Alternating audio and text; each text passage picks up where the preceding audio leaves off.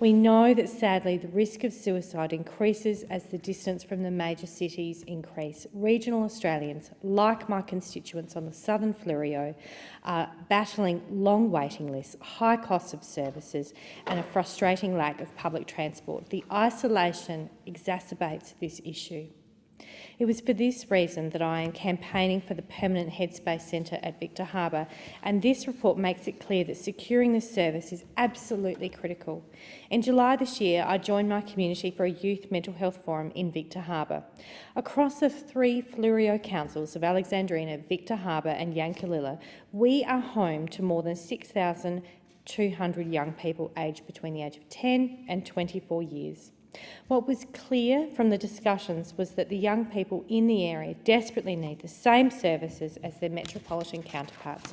A few hours of service a week, an email address, a telephone number, it just doesn't cut it. It's not the same. We need face-to-face services and a headspace centre of its own, like the one that was recently opened in Mount Barker.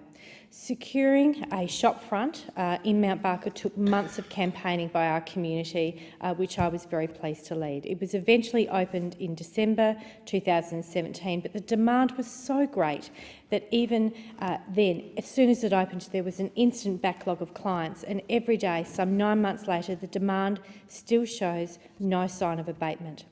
For example, the Youth Complex Care Program has supported 682 clients in the Mount Barker office and a further 250 young people through outreach on the South Coast. Even for those in the Complex Care Program, where their needs are most acute, they must still wait 2 to 3 weeks at least before they can see a clinician. Mental health knows no boundaries, but it would seem that affordable and age-appropriate mental health services does depend on your postcode, and for young people living on the Fleurieu, access is incredibly difficult. This is just not good enough. So if the Morrison government is serious about the mental health of the young people in the regions, they need to commit to funding affordable and appropriate face-to-face services in the regions.